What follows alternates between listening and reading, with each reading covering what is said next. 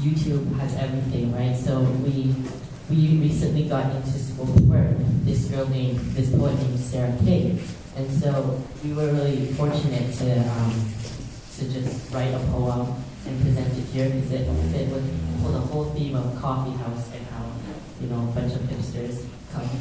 And so so this is our poem called Prayer. When the day is done and I'm staring at the ceiling, playing with my thumbs, wrapped in the cocoon of blankets and teenage insomnia, I'm supposed to be praying. I'm supposed to be doing a lot of things, like praying and sleeping and dreaming. But no, you see, at night my mind becomes a battlefield, with strange weapons pit against each other in destructive duels, and when the war is finally over, I'm left with the ruin of my own thoughts. And once, amidst the chaos when I was supposed to be praying, I thought a very strange question. What is prayer like? And no, I don't mean for us, because I know what it's like. I know it's quiet and brings you to this office of silence and peace, but what's it like for the other end? I mean, when God has the earth on the circular part of his palm, and the sun is balancing on his shoulders as the Milky Way glides in between his fingers, and the universe is resting on his knees with Saturn's rings on his hands like jewelry, what is prayer like? Am I just a small voice echoing in his thoughts with the power of one grain of sand on all the islands of the world? Or is it more like the tug of a child on her busy father's coat, nagging, pestering, whining for a shiny new toy in a bigger boat? Or maybe it's more like social networking. When God reaches for his golden laptop and opens to find 7 billion new notifications resting on the top of his Facebook page. And one by one, he only looks at the ones that catches his eye. Who do I need to answer? Whose request can just wither and die?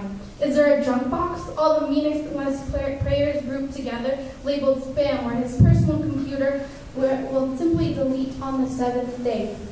Or maybe it's like this. God hears a prayer and writes them all down on a list. All right, Bob needs a new car. Jeanette needs help with her kids. Billy has a sore knee. And Prior Park could use some financial tips. It's funny how often I word prayer with the shadow of armor. What's it sound like before I utter something to God before a big test or a drama class when I'm about to leap on stage? How pathetic is it, with war, hunger, sickness, and disorders mixed together in a world coalesced with sin, and here I am talking to the creator of the universe just because I don't understand a math question. Dear Lord, I really forget how to factor complex trinomials, so if you could jumpstart my memory, that would be phenomenal. With the prayers like these, is God forever a circus performer, juggling the silent pleas of his people? I also wonder sometimes how God actually feels when he hears all the types of my prayers. Like the ones that are at the pit of your stomach and things like pride and jealousy, you try to hold it down, but like an active volcano, the eruption is inevitable, unstoppable, and you finally let it explode, surrendering and laying it down at his feet. And what about the ones that are like the bottom of the ocean? These prayers are deep, silent, undiscovered, and unrealized. Does he empathize with me?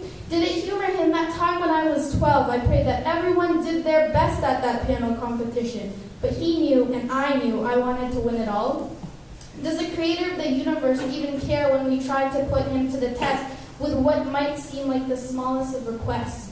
Lord, please guide me onto the right path to finding a parking spot quickly at the mall.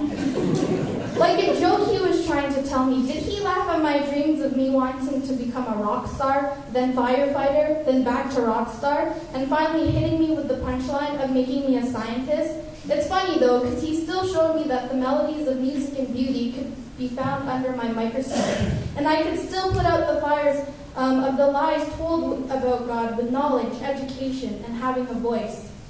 And how does he feel when there's an overabundance of the same prayer, the same calamity, the same need? Did he cry and weep as much as the parents of victims of school shootings, victims of natural disasters, children of poverty? I believe God feels. I believe that God understands how we feel through the words behind the heartache or the rejoice of our prayers. Skeptical? This is the same God who sent his Son.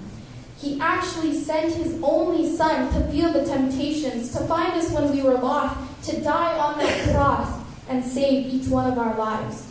Jesus prayed too. He prayed for mercy, strength, and wisdom, just like I do.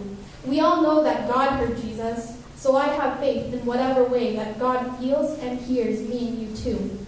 But in the end, it really doesn't matter how he hears you. Whether you're a needle in a haystack fighting to resurface for air, whether you're heard like a kid, ringing in his thoughts, or if you really does have a Facebook, surfing on the web to answer our deepest fears. Whether there's a list, or an ocean, or volcano, or a joke. he knows you better than you know yourself. And before a word passes your lips, he's sitting on a throne saying, I got this. And all you have to do is sit back and pray.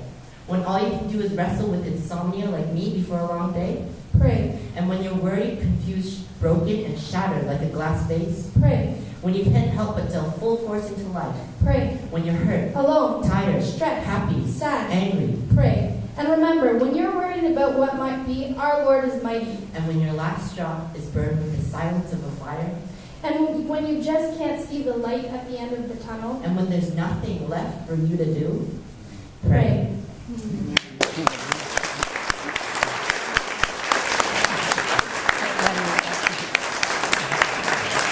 Have a seat. Nice of you. Thanks, Jodre and Andrew.